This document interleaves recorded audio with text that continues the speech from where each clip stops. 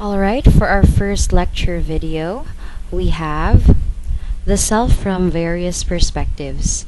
So we'll be discussing about the philosophical perspective, the sociological perspective, the psychological perspective, anthropological perspective, and the Oriental or Eastern thought.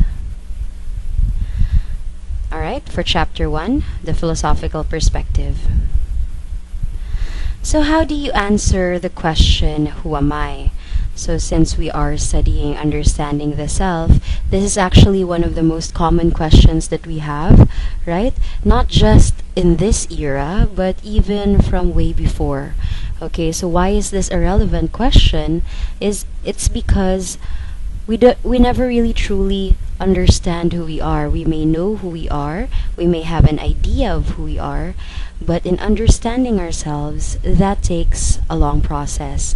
And when we start asking this question, right, at first, parang ang babaw lang, but eventually, okay, you will realize that it's something deeper. In trying to answer that question, of course, we want to find ways in getting to know ourselves better. Okay, so we will be tackling some of those ways. Alright, so for our ancient philosophers, we'll be tackling two categories. So we have the ancient Triumvirate, okay, and then the Post-Aristotelians. For ancient Triumvirate, we have the three: Socrates, Aristotle, and Plato.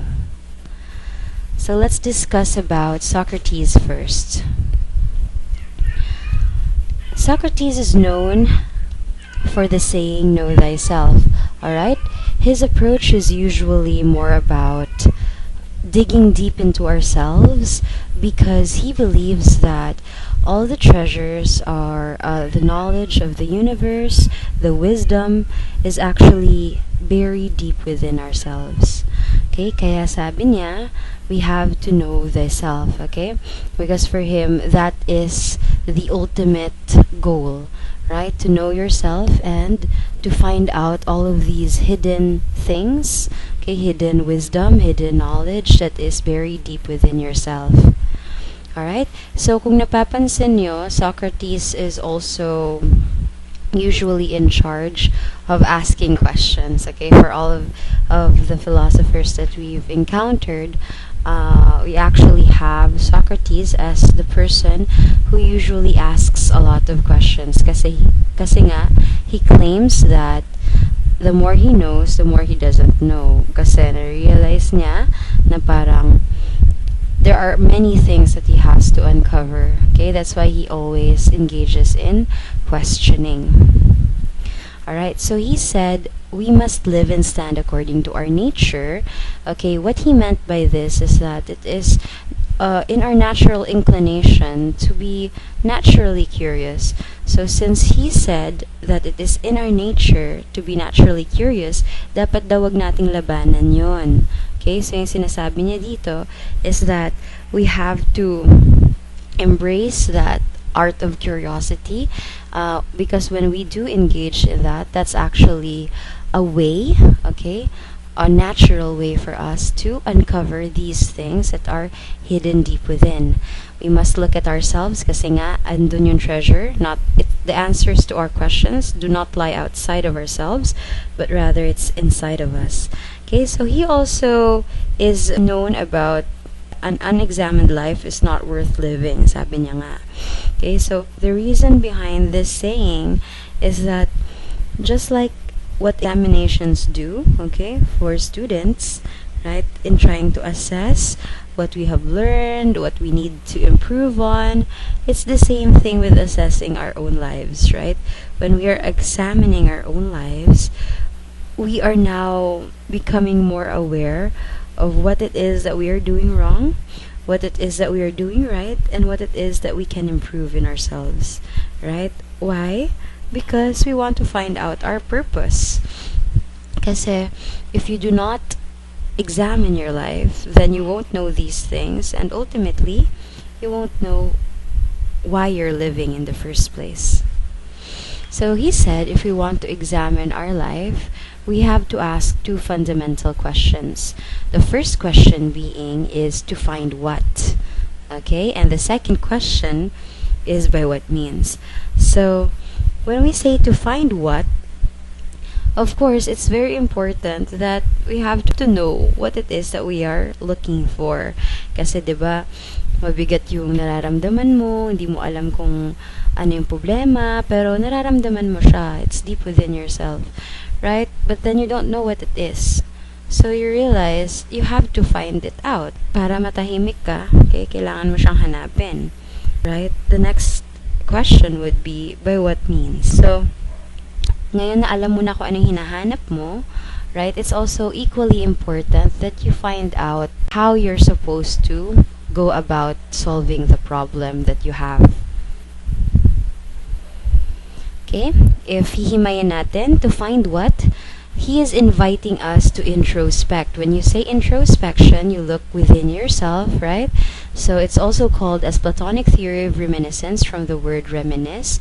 When you look back on your experiences, you learn from those experiences. You are able to assess these experiences and memories, right?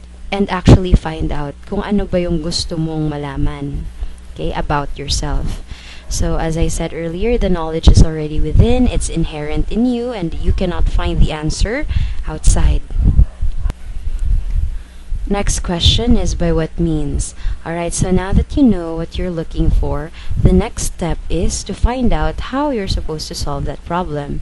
So he suggested what he called as the Socratic method, which are two approaches. So you either dialogue between you and your soul, or the second one is you dialogue between you and the teacher.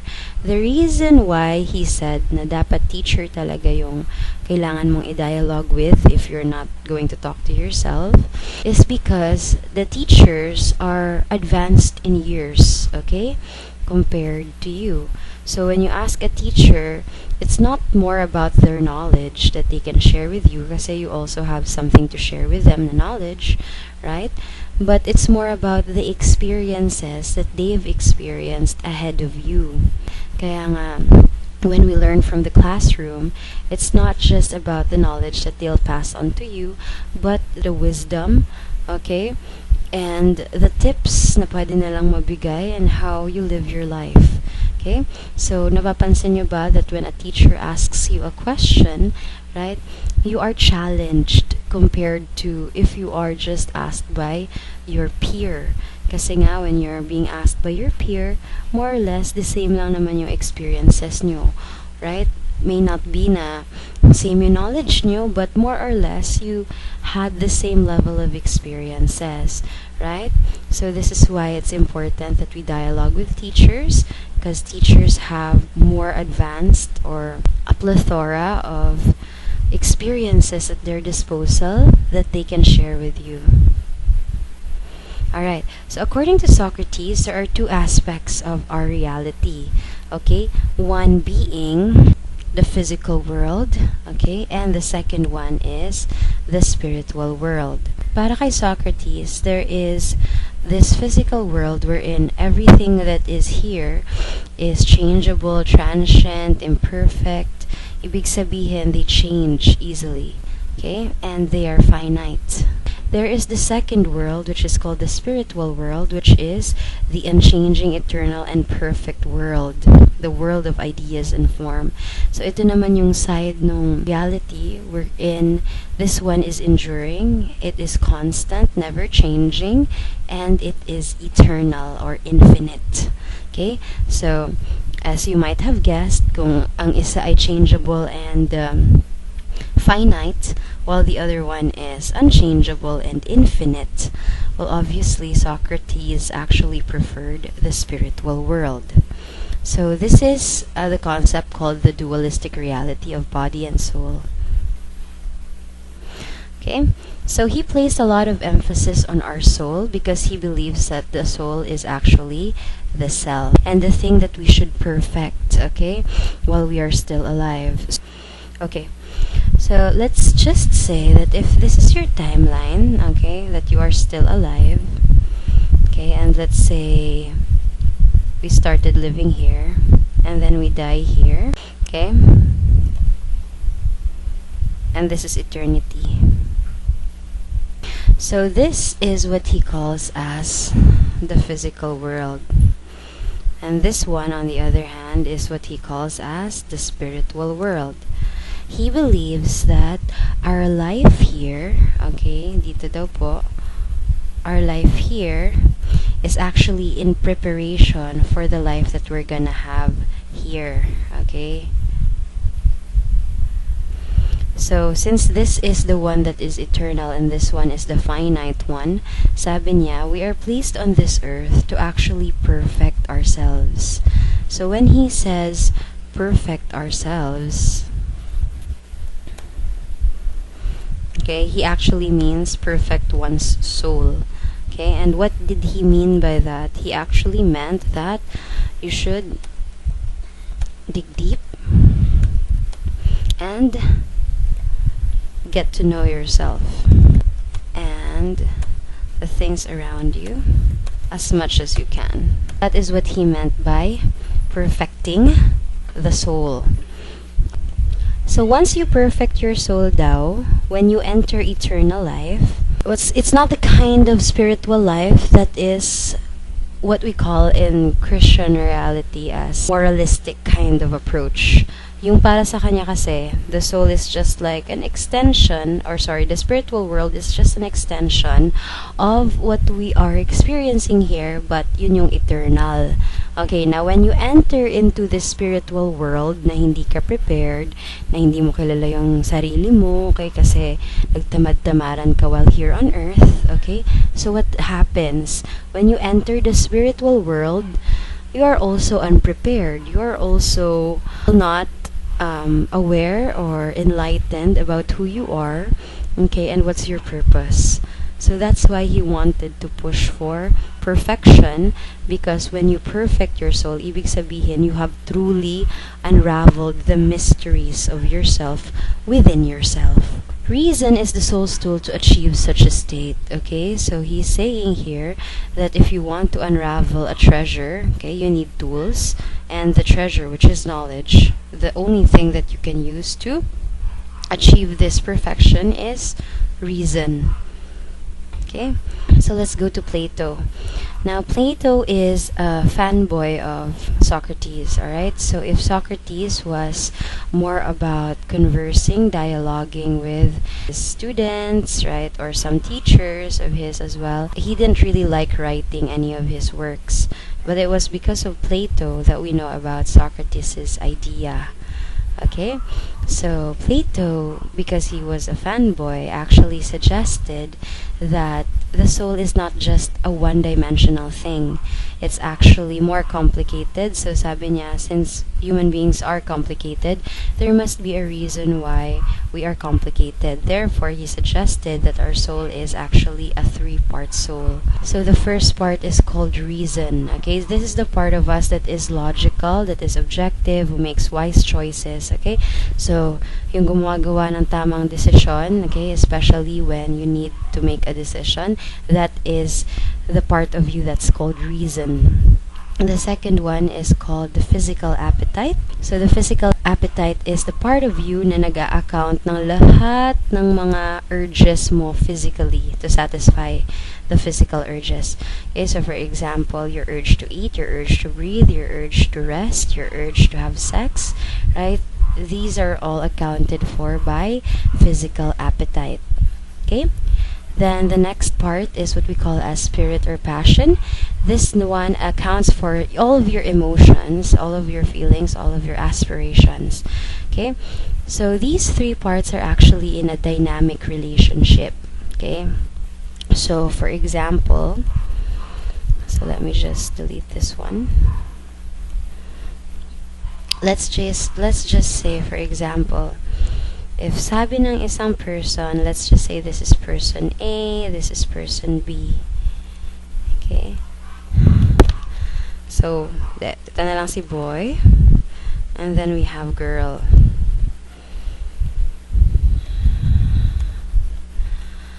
So, sinabi ni boy, right? Girl, magtana na lang tayo. Okay, di ba mahal mo naman ako, mahal naman kita. Okay, bakit di na lang tayo magsama? Ayaw nila na magsama tayo, magsama na lang tayo. Right? But girl says, no. First year college pa lang tayo. Bakit naman tayo magsasama? Paano tayo mabubuhay niyan? Na nga tayo. Okay, so in this example, let's try to pinpoint ano yung dynamics natin. Let's try first for boy. And then this one is girls. Right? So for boy, yung dynamic nung tatlong parts ng soul niya compared kay girl goes like this. Alright? So for boy, ang magkalaban ay reason versus spirit, passion, and physical appetite. Why? Because, of course, right? He wants to have sex with her, then sa spirit or passion because mahal daw niya si girl. Pero hindi niya ginagamit yung isip niya, kaya that's why it was reason against the two other parts, right? For girls' dynamics naman, of course, yung magkalaban this time is physical appetite and reason versus spirit or passion. So, bakit? Well, because she loves the guy naman, so there's spirit or passion there. But then, iniisip niya, ano yung kakainin nila pag magtanan sila? That's physical appetite. And then, reason, of course, tells her na hindi pa nila kaya as first-year college students, right? So, that's how the dynamics work. So, whenever they're in conflict, according to Plato, that is when we feel like we're in a dilemma. Okay? So, yung mga bigat na nararamdaman nyo, okay, according to Plato, i-assess nyo daw, baka there's something wrong with the dynamic of these three parts. Right? Kaya nagkakaganito. Right? So, once nag-aaway-away daw yung tatlong parts na yun, it is the responsibility of reason, being the logical part, to restore harmony among the three. Now, if you want to reach a state of harmony according to Plato, you have to encourage justice among the three parts, alright? Para makuha mo yung justice in the individual. Ibig sabihin, in an individual level, you're already feeling harmony, okay? Because eventually, when all of us are in the state of harmony as a social group, right, we can also achieve what we call a social harmony, right? And then as different social units of our society, like family, schools, religion, etc., etc., if these different units of society are also in unity with each other, so eventually in a political level, right, we can also be in harmony. Right. So we have his four big ideas. The four big ideas are there. For him, ito daw yung mga paraan on how we can live a fulfilling life. Alright? So yung first idea niya, big idea niya is think more. Okay? Medyo common sense kung titignan nyo, right? Kasi, think more.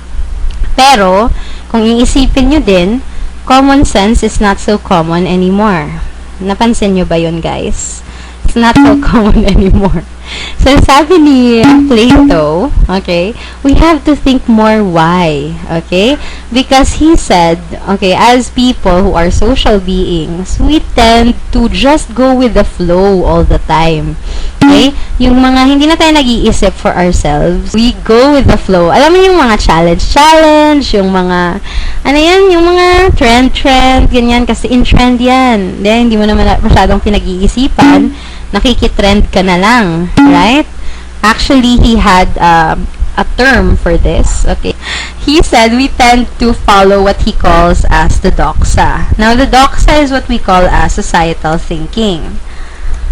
So, we tend to let other people think for us, okay? So, uso to sa mga fanatics, okay? Alright, next. Ito, medyo controversial to. Marami woo, ma'am, ano ba naman yan, ma'am? Bakit yan? Bakit ganun? Ayoko, ma'am. Okay? Pangalawang big idea is, let your lover change you. Oh, lover boy pala to si Plato, ma'am. Yes, he is. Okay? So, sabi niya, let your lover change you. Why? Kasi, syempre, sa panahon nila, right, uso pa po yung mga, most of them, magpapakasal. So, ngayon, marami na po tayong vocation choices, right? Pwedeng mag-asawa ka. Pwedeng maging single ka. pwedeng magpari ka o magmadre ka. Maraming options ngayon. In his time, you have to get married and have children. That's it. Okay? So, if an average person's lifespan is 85 years old, right, ilang years sa 85 years na yon na magle-live siya with his or her parents? So, out of 80, mga 30. So, may 50 years ka pa, diba? Yung 55 na taon na yun, okay, sino yung kasama mo kung nag-asawa ka na at 30? Asawa! Yes, yung asawa nila. So, kaya yung sinasabi niya, let your lover change you. Ganito yung point niya doon. Hindi mo daw maiiwasan na when you have a jowa or, you know, you have like a bebe loves, diba? Hindi mo maiiwasang magiging katulad nila. Right? Do you know someone na couple sila, na friends nyo? Silang couple na magkamukha na sila, parang magkaparehas na sila ng hilig, finishing each other's sentences. Right? Parang kulang lang, magkadikit na sila, di ba? Nagsasarili na sila. So, actually, yung nangyayari dyan, hindi sila nagsiswitch ng personality, guys, ha? Iba po yun. Hindi sila nag-switch ng personality, but rather, because of their love for one another, there is this alien personality na nag-fusion from the two personalities that they had. Okay, why?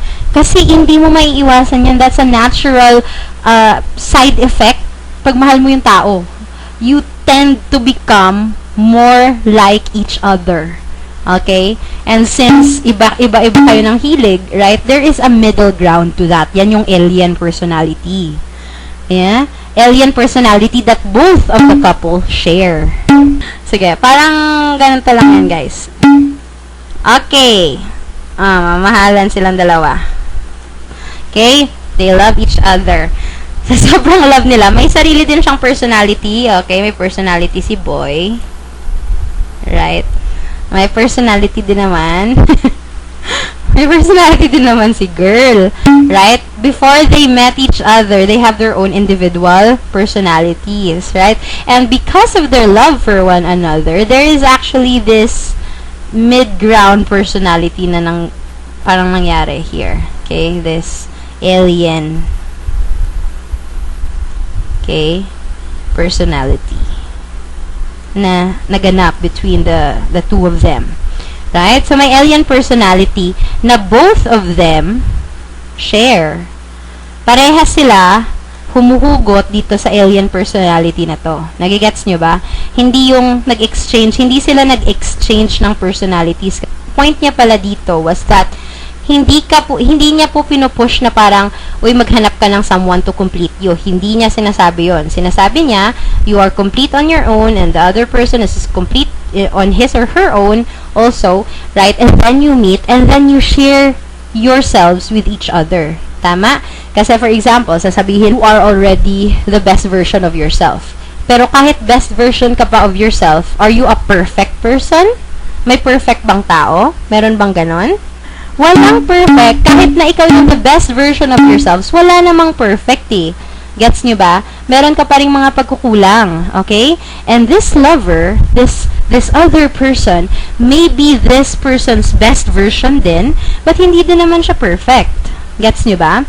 So, yung nangyayari, parang cherry on top. Cherry on top. You should be each other's cherry on top. Gets nyo ba? Pag sinabi niyang let your lover change you, he's actually reminding us to be able to choose well muna, bago kayo mag-settle down. You have to really think long and hard kung sino yung magiging lover nyo. Because this lover who you're going to live most of your life with will be the most influential person in your life. Nagigets nyo ba? Siya yung pinaka-influential person in your life. Ibig sabihin, okay, siya din ang pwedeng mag-spell if you're going to succeed or fail in your life. Gets niyo ba?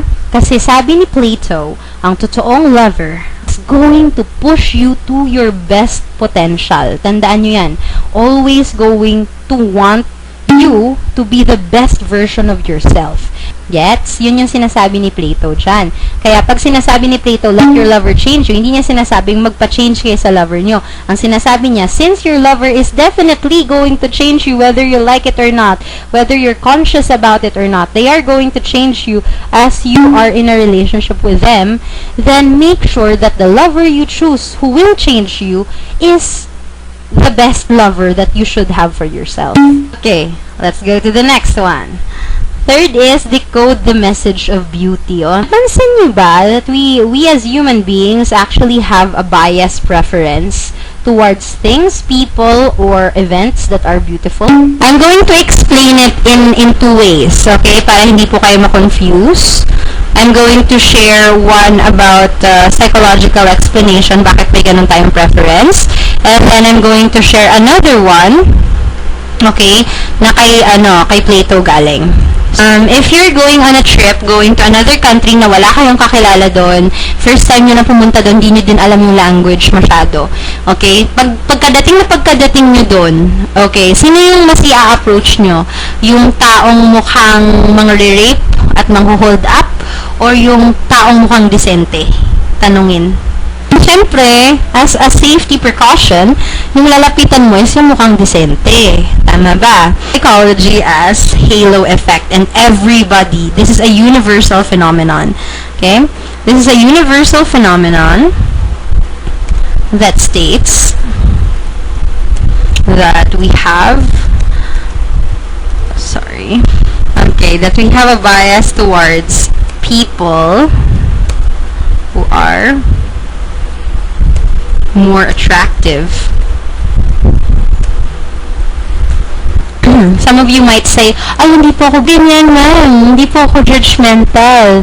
Okay, sige, sabi mo yan Pero sa totoo lang, huwag tayo maglokohan dito, right? Again, in that situation na sinabi ko, huwag tayong maglokohan. Diba? You will always go for the more decent or good-looking person. Why? Kasi meron tayo agad automatic judgment in our mind na, hala, baka kidnapper to, hala, baka hold upper to, baka ganito, ganyan. Right? Pwede mong labanan yon, of course. Right? Observe mo muna siya or something. Pero, kumbaga, at the surface level, pag nakita mo isang tao, right, kilala mo man or hindi yon, may judgment ka na sa kanya just by how this person looks. Let's go to Plato's explanation. Okay, can someone tell me what do they think of when they think of a beach?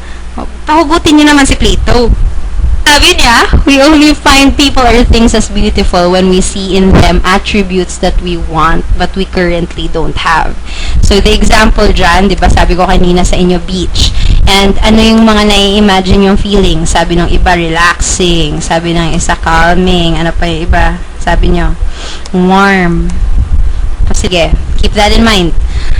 In Manila, do you find it relaxing, calming, warm, and peaceful right now?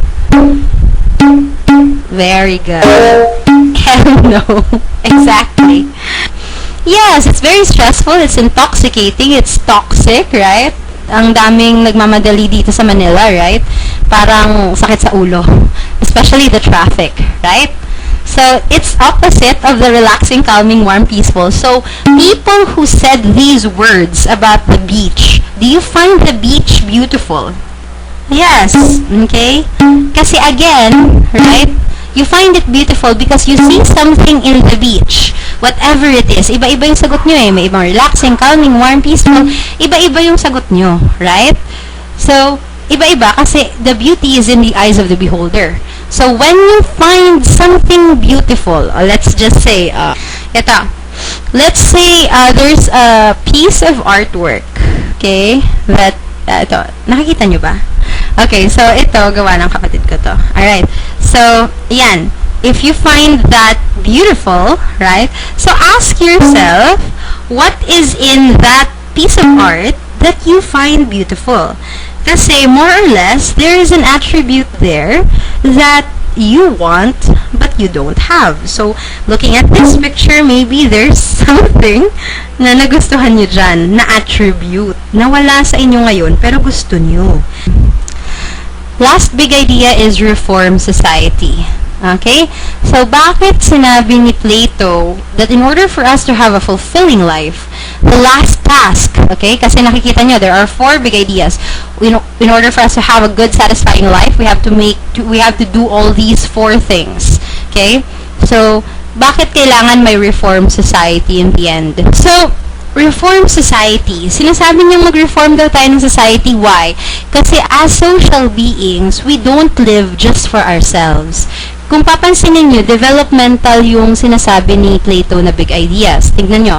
Think more. That is for personal use only. More or less. Right? Diba? Think more. That's for you. For your own personal life. Right? Right? Next, let your lover change you. Medyo ngayon you're going outside of yourself na. Right? By letting someone else change you. Next, third, mag-observe. There's now an interaction between you and the environment. Right? The things that you find beautiful. Right? And then after that, right, you now have to touch upon the bigger society. Kasi as a part of society, right, you didn't come into this world na walang development ang world.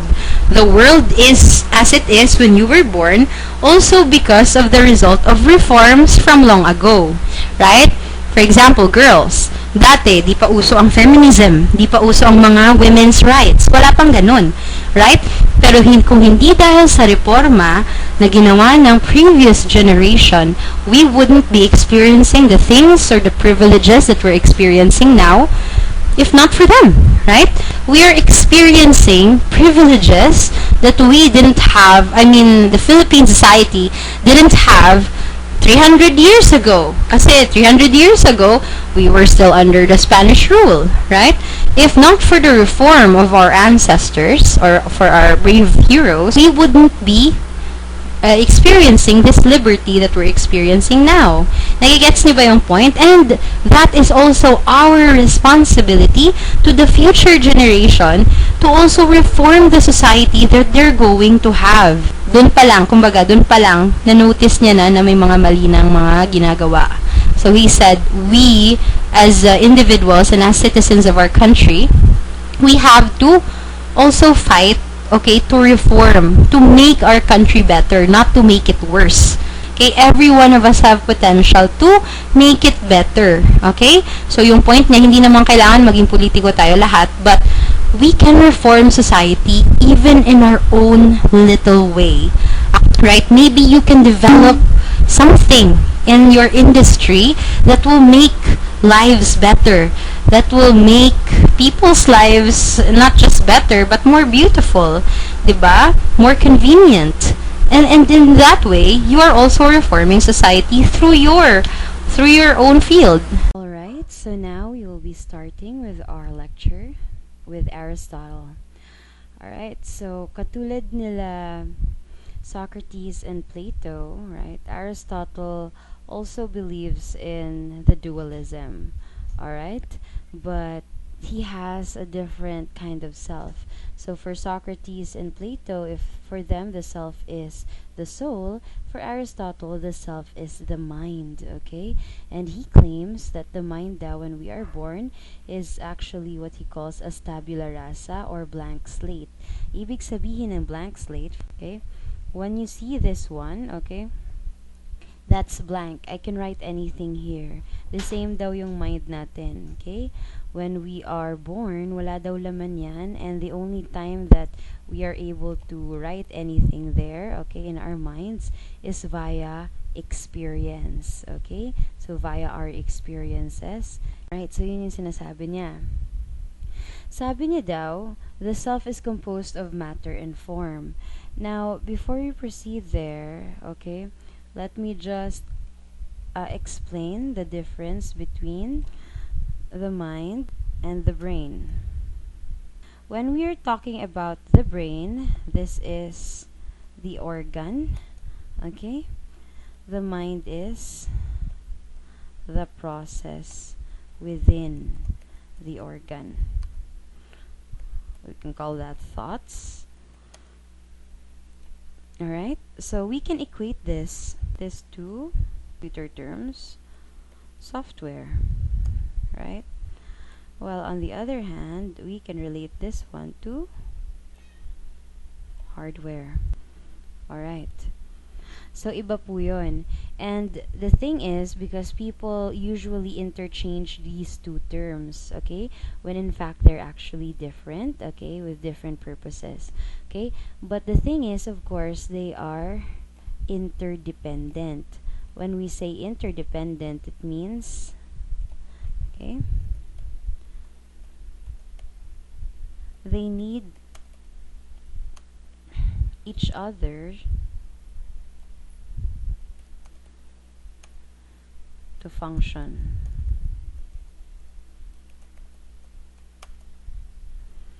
So they are interdependent. Okay? So ibig sabihin, the mind cannot exist with the brain cannot exist without the mind. They need each other, okay, to be able to function. Alright, so let's go back to the actual lecture. So sabi niya daw, our self is composed of matter and form. Sabi ko kanina, mind lang. Okay, bakit naman dalawa na ngayon?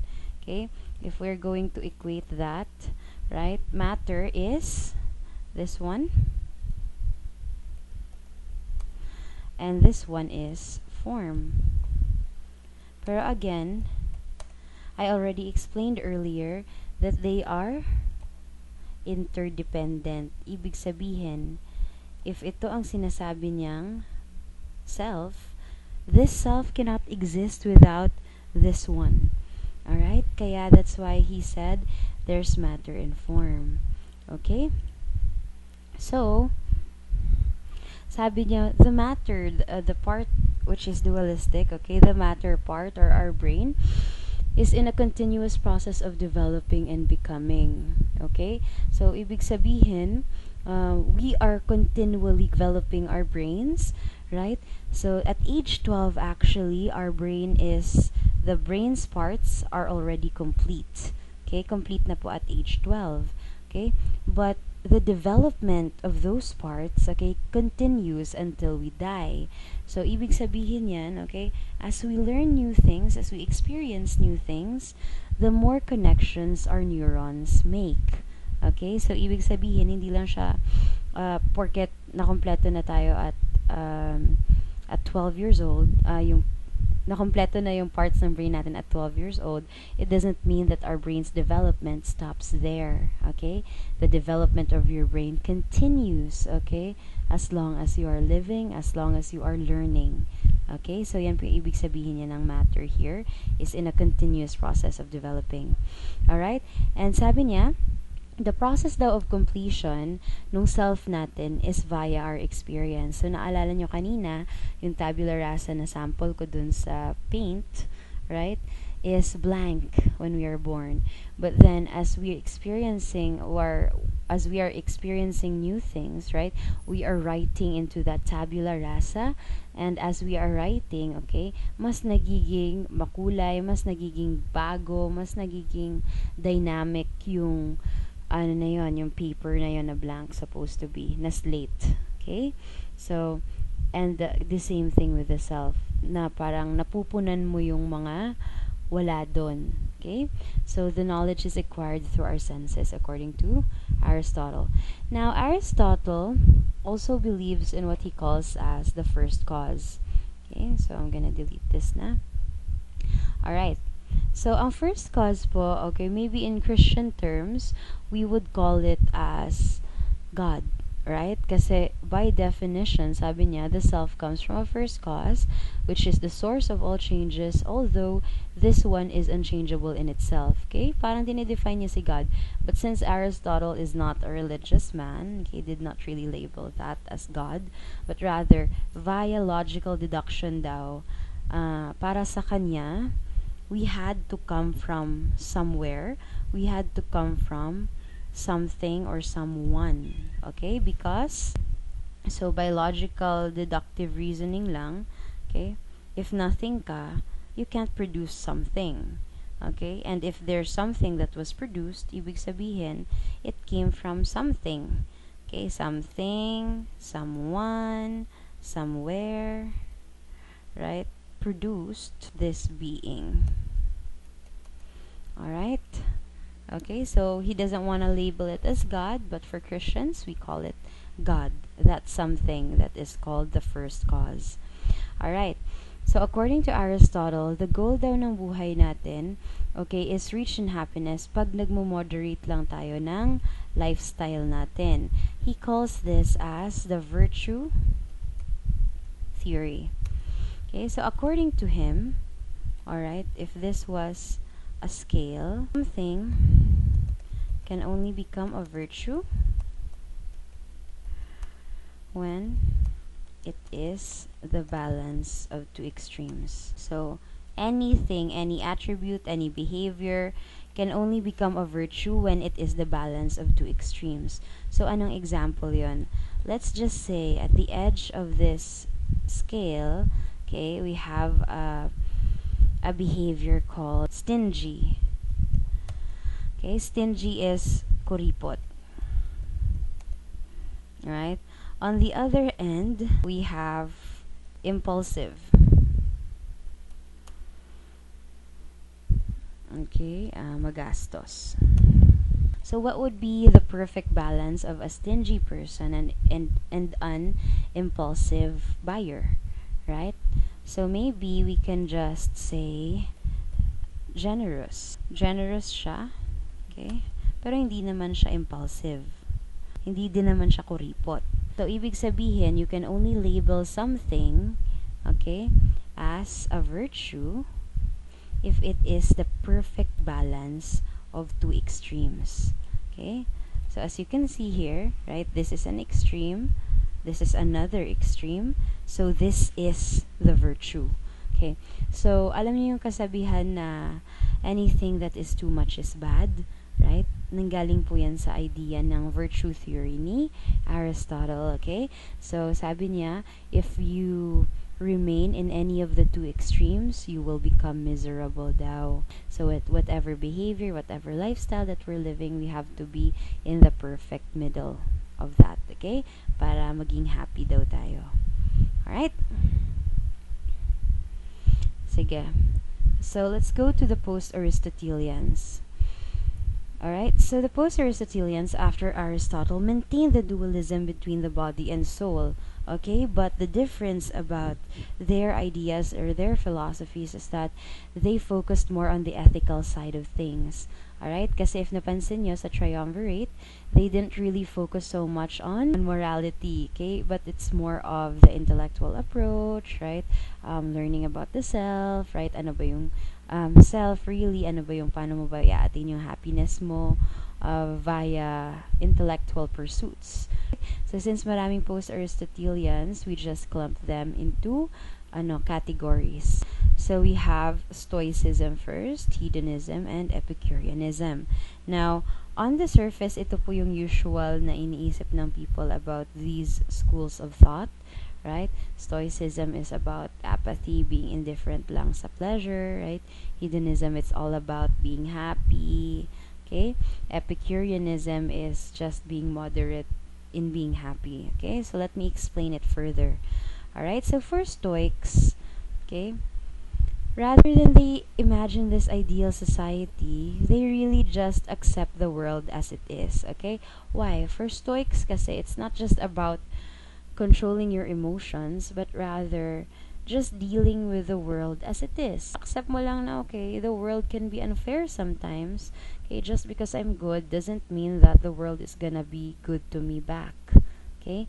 Bakit? Kasi sabi nila, pag hindi daw yun yung pag-iisip mo, palagi mong iisipin ang unfair, okay? And you will start to act entitled, okay? So, ma'am, bakit masama ba yun pag entitled ka? Kasi fair lang naman, fairness lang hinahanap mo. Well, if your fairness is going to bring you misery, then for Stoicism, it's not going to be good, right? So again, yung approach nila is more moralistic. So for them, the highest virtue, okay, for Stoics, is the virtue of being able to accept things, okay, as they are. Okay, not expect them to be what they want you to be, what you want them to be. Okay? So again, ulitin ko yung gusto nila ha. I'm gonna erase this one. So for Stoics, the greatest virtue, okay, is the acceptance of the world as it is, not being entitled to what we expected it to be.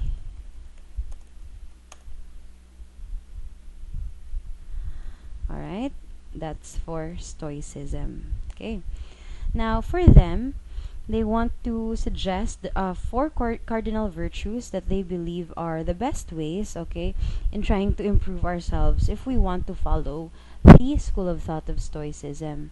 So the first one is practical wisdom.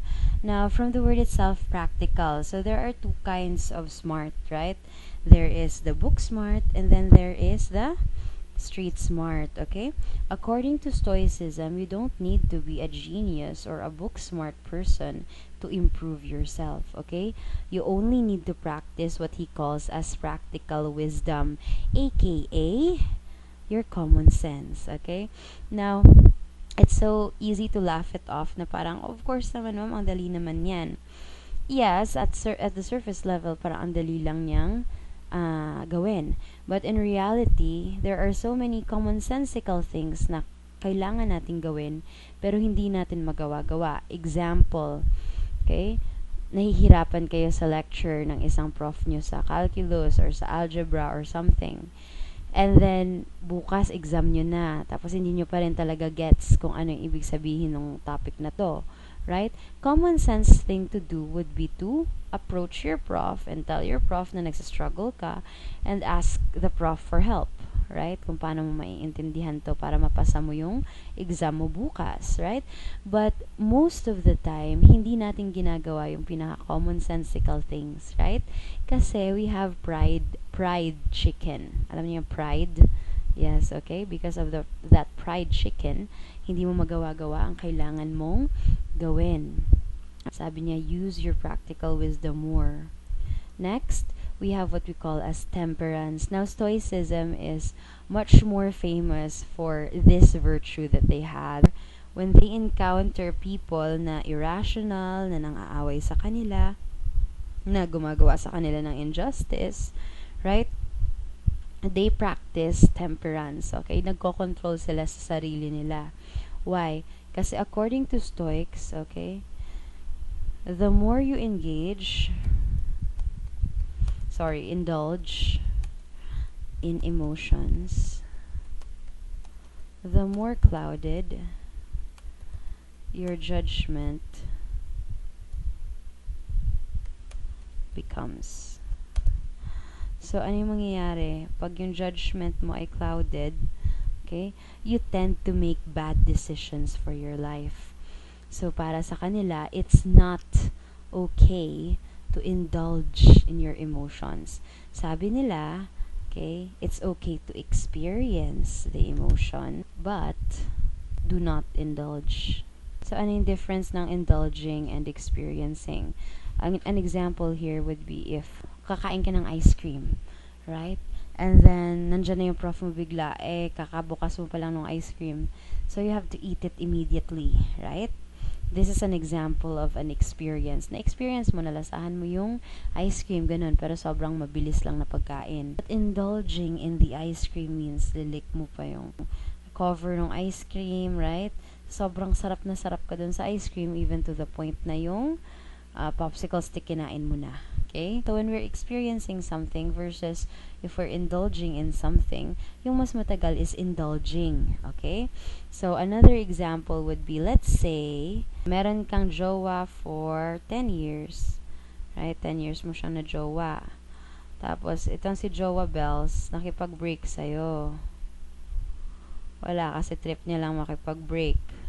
Even after 10 years nyo together. Sabi niya, wala na tayo. Okay, so 10 years down the drain, right?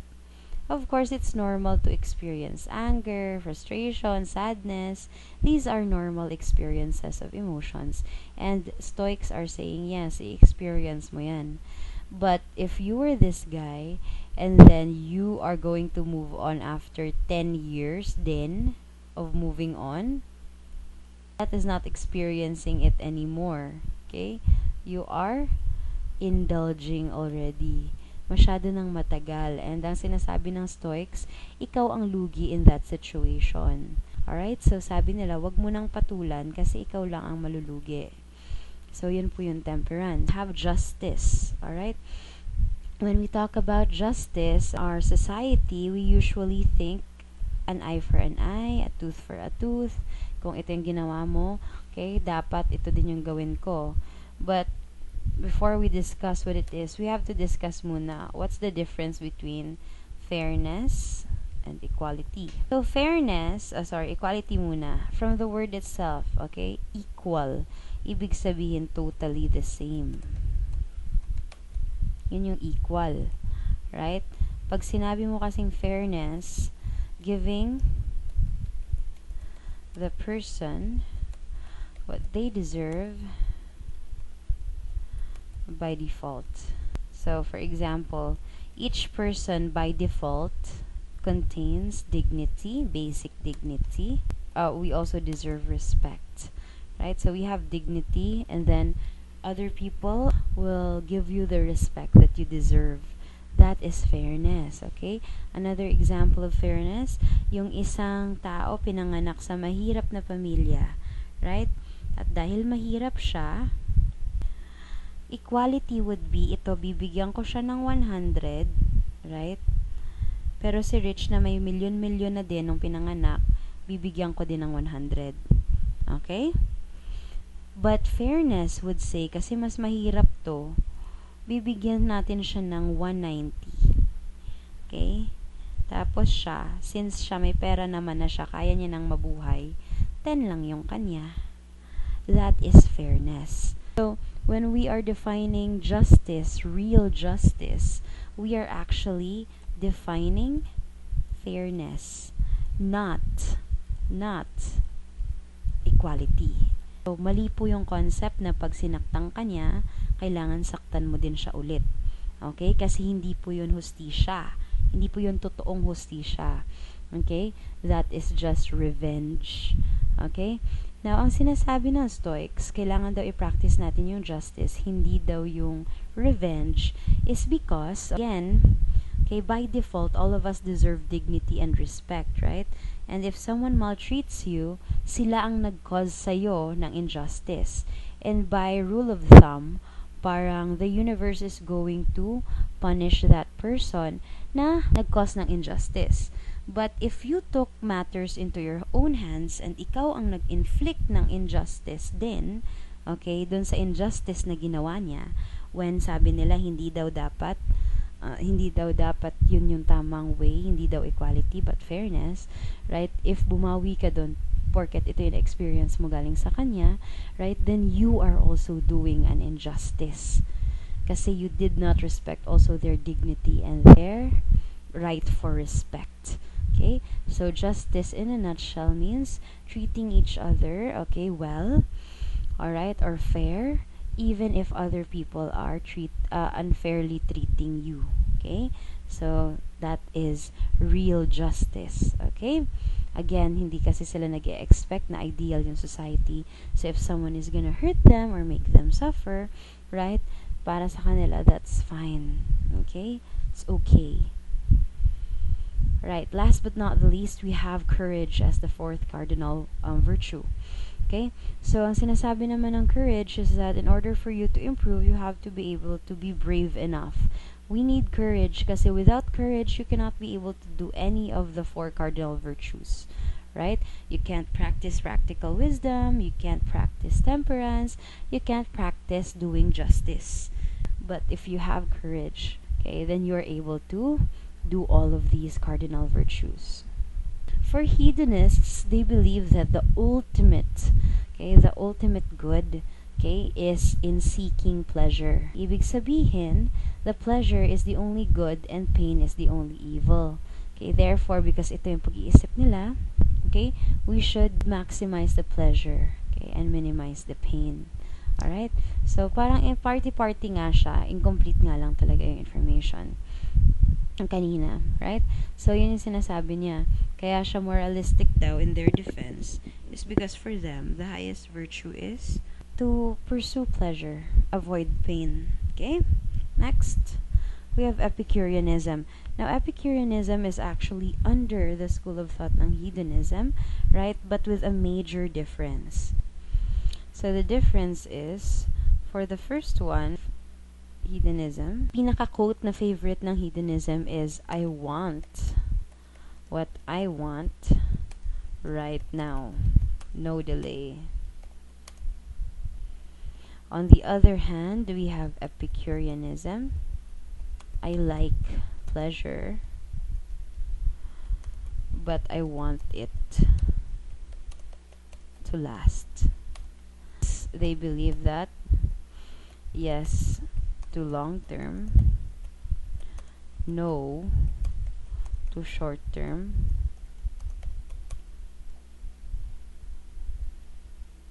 pleasures.